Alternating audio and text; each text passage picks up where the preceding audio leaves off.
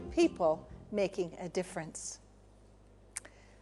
What do you do in your neighborhood when you see those who are in need? Well, you're going to meet a very special lady this afternoon who has been moved with a very great vision for the local Palestinians. I'm referring to Pastor Susan Woodaman, a friend of Jay's and mine for many years now. Susan was born in the United States and has traveled literally all over the world on special assignments from the Lord since 1966. She's lived in Hong Kong, the Philippines, France, the United Kingdom, the United States, and of course Israel.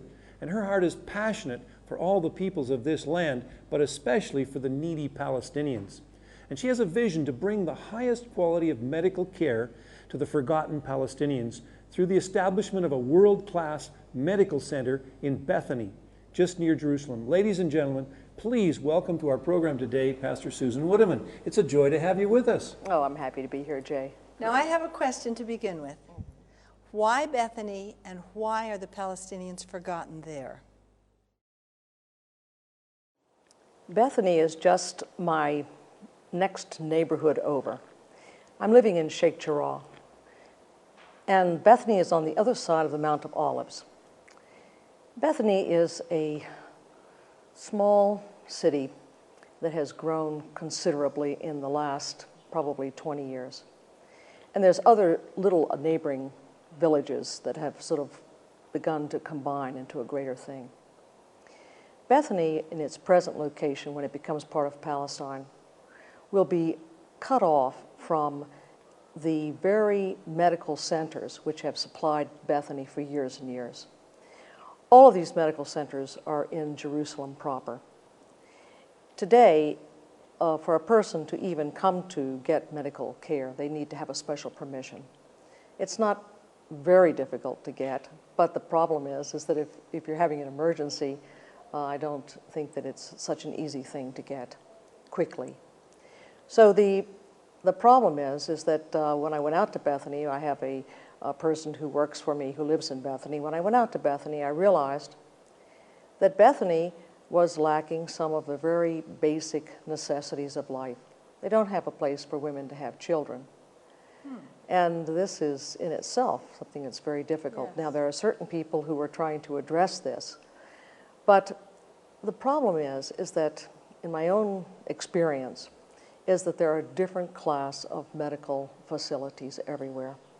And I wanted something that would really serve these people and also be an inspiration to them. They have no industry within their own little community except a cigarette factory, which is terrible.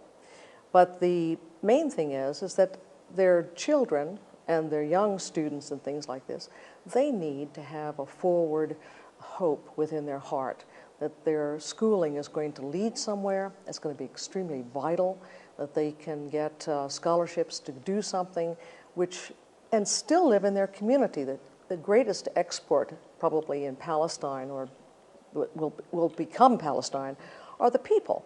And you know, we want the people to stay in Palestine, build a viable country, and at the same time have all of those things which we in the West just take for granted. Yes.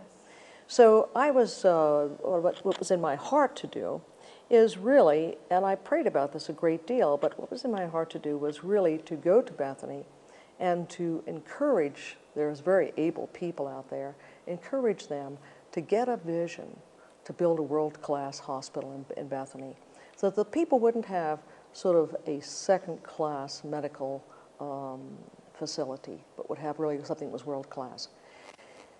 There's medical facilities in Bethany, in Bethlehem. There's some in Ramallah. There's some in Jericho. All of these are far away, but for these people right here, which are about 70,000 people, there's nothing. I don't think that in the whole West Bank there's any place which we could say is a world-class place. Now, there is empty available land. The place is very near to Jerusalem. It's so near to Jerusalem that really it's almost like a neighborhood. It should have really been a neighborhood of Jerusalem. It's closer to Jerusalem than some of the places which are considered to be neighborhoods of Jerusalem. Now, these people, for years, are people who have been, for the most part, they've been a Christian village. But in 1948, many of these villages became mixed. But Bethany is the house of Mary, Martha, Lazarus, and also Simon the leper. So Jesus actually had a residency, a bed and breakfast there. A bed and breakfast there in a very good fashion. And Jesus performed one of his great miracles in Bethany with the raising of Lazarus, the healing of Simon the leper. So Bethany has a wonderful history to come forward into the future. And I personally feel that God has a favor in Bethany and for its people. Its people are very wonderful people. I've always been very well received when I've gone out there. But what I want to do is I want to give these people a focus. Now, you know, I am just a pastor. I'm not a medical person. But the thing is this, is that as God has given me a vision and given me a desire, so I feel that my own ability is to pass that desire and that vision to others. And in doing so, they essentially will build the hospital. I believe that God is going to give us literally the hospital as a gift. I believe that God is going to raise up someone who will literally give the hospital. But first, we have to make everything and put it together. You have to put together all of the plans. It's like raising an army. It's not just, I mean, you have to have cooks, you have to have hairdressers. You know, have you been to a hospital and seen ladies who have hairdressers in the hospitals? I mean, you have to have hairdressers. You have to have ancillary things will happen, give people jobs. Tremendous. In other words, Bethany will have a focus, and they'll have a vocation. An industry. It'll be an industry and a vocation. And this is my purpose, In Israel, the greatest hospitals have been built, as it were, and supported even to this day by women. The Hadassah organization raises millions and millions and millions of dollars every year to support Hadassah. And the Women's International Zionist Organization, the WIZO, they all are helping hospitals. So it's amazing that you have this vision to help, a woman to help build hospitals. Not really, because I know about the Hadassah work. And I tell you, it's a great inspiration for me. I think that the Hadassah ladies will actually willingly help us because of course, we need to raise an auxiliary among the Palestinian ladies. Palestinian ladies are very capable, and I've met a number of women who are excessively capable, and they have all of the skills that are needed. I believe that we will be able to make a ladies' auxiliary, be able to have women who will be wonderful spokesmen, much, I'm sure, more effective than I should be. And also men who will really be proud that their ladies are going forward and doing this. You know, this is not a backward society. The Palestinian society has a great pool of talent, abilities. I mean, Palestinians have been leaving the country for years and years. They're the greatest export from Palestine. And I believe that we're going to have people who are going to come back, who are Palestinian, who will have a heart to work for this hospital. It's one thing to build. It's another thing to get it started. It's another thing to run it well and to finance it throughout the years. So this is something which is going to be a very long-term thing. My own desire in my heart, my vision is to have something which is going to be the medical center for the whole West Bank. Wonderful. For the whole West Bank. Why not? You know, in other words, we want to give something which is not second to something, but is really stands among all the great hospitals of the world. Well, we can say yay and amen to that. The thing is that comes to my mind is that there has been hundreds of millions of dollars earmarked to support the Palestinians from the European Union, from the United States, from Canada, from the free world. I believe now that there is much more accountability being required on these funds. Yes, do you most think of these funds, Jay, are for specific projects. In other words, I think that there have been various study groups that have come in. I know there's an Italian group that have come in, and they have made a series of studies here, there, and yonder. And what the type of thing that they're doing is that they are building a facility which is good, but my vision is much greater. We need the sons and daughters. We need people to return to the country. We need people who are going to subject themselves to long years of study. In other words, it's a whole vision. You ought to know, because you've had a background much more greater than mine, that it's like raising an army. And this army and the staffing of this is going to be tremendous. The facilities just for laundry, the facilities, I'm just thinking of the practical woman side of things, the actual high-tech side. This will come. It's one thing to buy a machine, but it's another thing to have a good laundry. And I think that this is something that, in other words, to put all this together, we need to raise the whole society in Bethany, essentially, to feel this is our hospital. And the pride, in other words, to have a civic pride in what they're doing and a civic commitment. It's not just a commitment from a few people, but actually to have a whole civic commitment and to have all of the people who are elected officials really get behind this and make a decision. This is what we are going to do. This is where our sons and daughters are going to spend their lives. How do you proceed from here? Have you some kind of a committee? Or? Yes, I'm going to first of all make a very simple clinic for eye, ears, nose, throat. They have 2 clinics in Bethany. They don't have and the Italians are doing some medical program. I'm not sure exactly what it is, and there's others who are doing very medical programs. I want to put together an eye, ear, nose clinic, mainly from the point of view of getting together a group of men or women, and women I should say, who will be easy to work with. In other words, that'll become the core to build and design the hospital. You start in a feasible group that you can put your hand, something you can put your hand on, and then go from there. It'll be like an outpatient clinic. Is this the idea? Outpatient completely, yes. Just, most operations for the eyes and things like this these days, I mean, a lot of times people do sort of lie in bed, for a while, but actually in America, they bring people in, they send them back out. And this is very quick. We don't have to have a major bed and sleeping facility, or care facility. We can just bring them in on a daily basis. The same with ears, nose, and throat. This is something which is very desperate. In this country, with the desert, there's a lot of sicknesses in just this one specific area. So I'd like to start with here, form a team, and then from the team we'll form the hospital. But I think that, I don't see a hospital like something like just a box. I see a beautiful building. Yeah.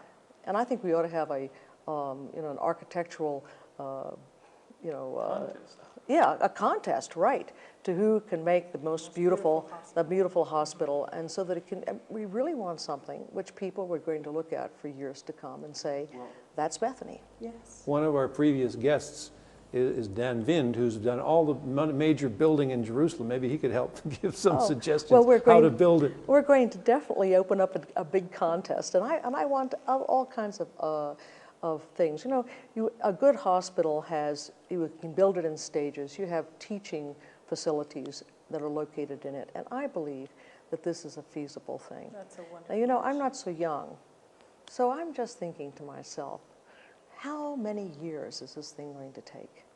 And I believe that I'm going to see it. Wonderful. I'm not going to let it go slipping into the future, No. But I believe that we can put something together. We have lots of people of goodwill, and doctors are people of goodwill. That's what Theodore Herzl said. If you will it, it is no dream.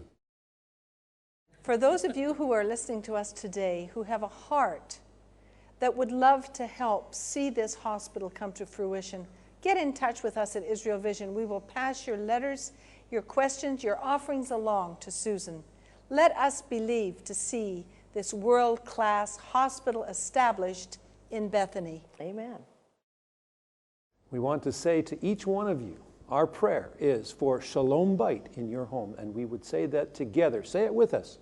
Shalom from Jerusalem.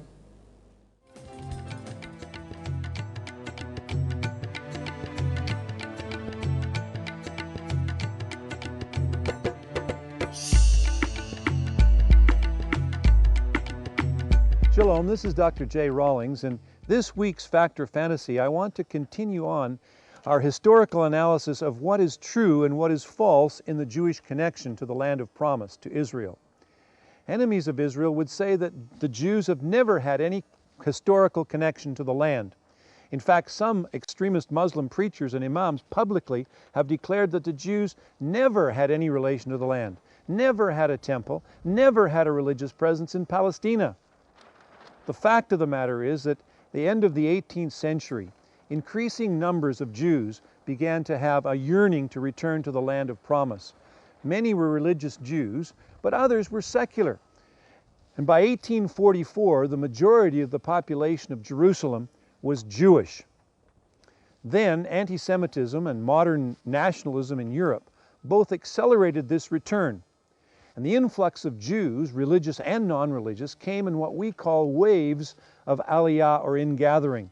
The first wave occurred during the 1880s and 90s, and then a second wave in 1903 following the Kishinev massacres in Russia, while a third wave occurred in the 1920s and 30s. Then, of course, in 1945 to 48, in the years following the Nazi Holocaust, came a huge wave of immigration. And going back to the 19th century for a moment, the vision of the return of the Jews broadened out to embrace various non-traditionalist strands of Jewish thinking. Socialist Jews saw a revived Jewish nation as a way to end Jewish persecution and to enable Jews to be economically productive in an equal society and to contribute to the betterment of humanity as a whole. The Israeli kibbutz is a unique social experiment which resulted from this very vision. Then assimilated Jews, guided by Theodor Herzl, viewed the prospect of the return to Zion as a cure for anti-Semitism and a way for Jewish people to become a normal nation who could fashion their future like any other nation. Now, in the 1930s, political right-wing Jews, whose guiding influence was Zev Jabotinsky, viewed the return to Israel as a way to restore Jewish dignity and to enable Jewish people to defend themselves. Religious Jews, meanwhile, saw the return to Zion as a way to fulfill the ancient biblical vision and to restore Jewish nationhood in sort of a messianic way. And it had existed in their hearts from the time of the Jewish temples in Jerusalem. But each of these groups had passionate followers, dissenters, and critics. Some of the great followers of Zev Jabotinsky was, for example, people like Menachem Begin. And together they expressed their varied ways of a different Jewish vision of Israel. But all together they comprised the modern Zionist movement. The establishment of the State of Israel in 1948, led by David Ben-Gurion, then marked the culmination in a certain way of this movement. So the connection between the Jewish people and the land, fragile as it was for nearly 2,000 years, has been restored in these last 57 years since the Declaration of Independence in 1948. Israel has sought to have that connection recognized as legitimate by the Palestinian people and by the Arab world as a whole, and to achieve a secure and just peace with them. Next week, we want to talk about some of the challenges the Jewish people face in Israel today. Shalom from Jerusalem.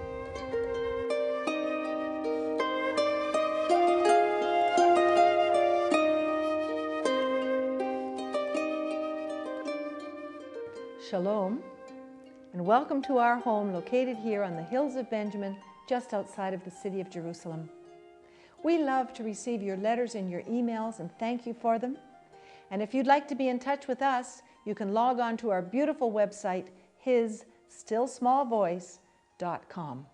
You'd be surprised how many people have questions about the still small voice. Well, I have a question. What about security? How much do you spend a year on security? Oh, well, it doesn't really affect me, you say. Well, I'm living right here in Israel, and believe me, security is a #1 priority. But security does affect you. You're paying more for your airline tickets. You're paying for the extra guards at the airports. If you're planning to go to your favorite paradise, you're going to have to check and see if it is safe. Because terrorism has tried to hijack the world. Security is everyone's concern. It is the number one priority here, as I have said. But where is our security? Is it the alarm system that goes off in our home when someone enters illegally? Is it the dogs that bark in our garden? Is it the lock on the front gate? Is it our bankroll, our savings, the stock market, the property we own, the prestige of our family, our position? Where is our security? Well, maybe you can answer that a little clearer now, because when times get tough and the world markets shake a little and the value of our properties go down and we lose our job, then we begin to realize that we are not as secure as we thought we were. But there's another kind of security that each and every one of us can have. I'm encouraging you to invest in your spiritual security.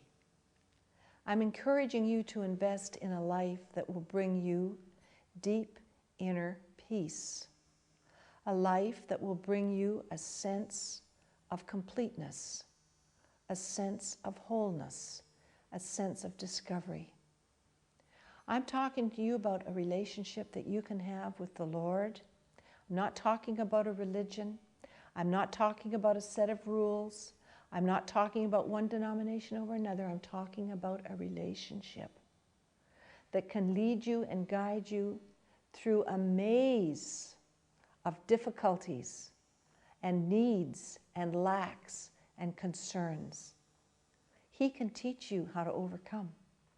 He can give you the strength to pitch your fears, to take chances, to reach out and take that new job, to try and study that new profession, to go into areas of life that you've never gone into, to do things that your parents never did, to break forth. That is really being secure. And true security is living this day to the full, because the truth is, this is the only day that you live. You're not alone. Put your hand in the hand of the living one. Put your hand in the hand of your Creator and expect to hear His words come to your ear. If you have questions and would like to know more about this relationship, get online, His Still Small Voice.